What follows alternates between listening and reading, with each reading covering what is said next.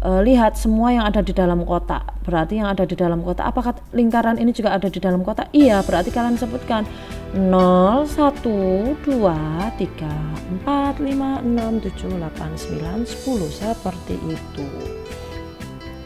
Oke, ini ada anggota yang sama. Kita coba lihat lagi diagram Venn yang lain. Contoh yang kedua.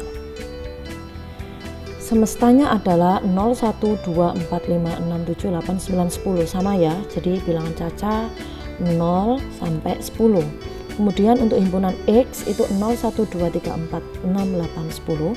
Yang Y 1, 2, 3, 4. Nah, kita buat perseginya dulu, persegi panjangnya dulu dengan S atau huruf S kapital yang ada di pojok kiri yang menandakan itu adalah semesta.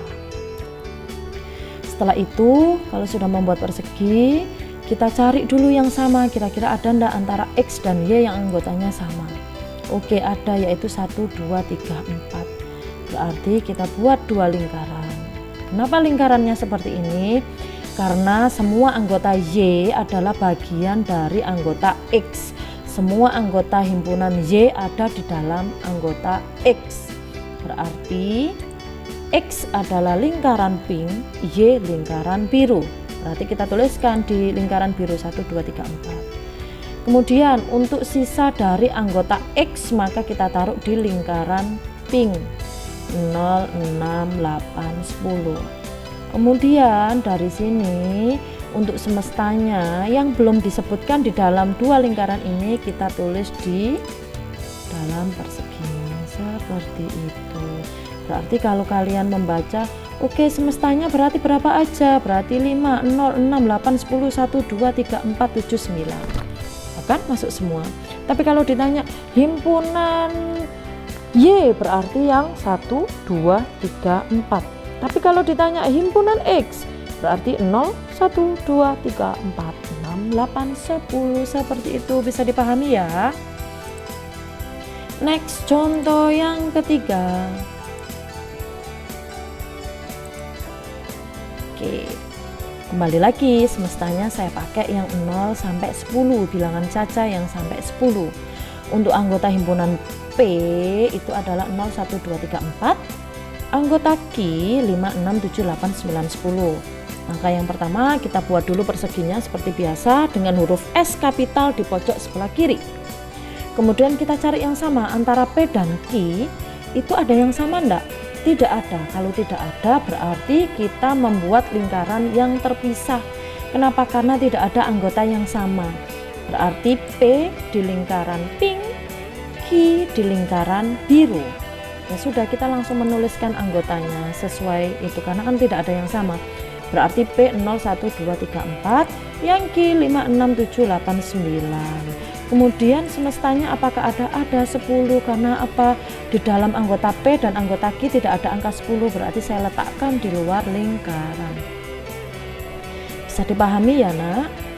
Sangat mudah sekali. Oke, untuk selanjutnya contoh yang terakhir yaitu kembali lagi semestanya 0 sampai 10. Himpunan K 1, 2, 3, 4, 5, 6. Himpunan L 1, 2, 3, 4, 5, 6. Langkah pertama kita buat persegi panjang dulu dengan huruf kapital S di pojok sebelah kiri. Kemudian kita cari yang sama. Oh, ternyata anggota K dan L itu sama. Terus bagaimana menulisnya, Bu? Karena sama, ya sudah, berarti satu lingkaran adalah anggota himpunan dari K dan L. Jadi cukup menuliskan satu lingkaran. Kenapa? Karena anggota K dan L itu sama persis. Oke, berapa anggotanya? 1, 2, 3, 4, 5, 6. Kemudian apakah ada himpunan semesta? Ada. Kenapa? Karena himpunan semestanya 0 sampai 10. Sedangkan yang di dalam lingkaran hanya 1 sampai 6. Sehingga saya sebutkan 0, 7, 8, 9, 10. Selesai. Cukup mudah kan? Oke, sekian dulu untuk pembelajaran kali ini. Tunggu video selanjutnya ya. Assalamualaikum.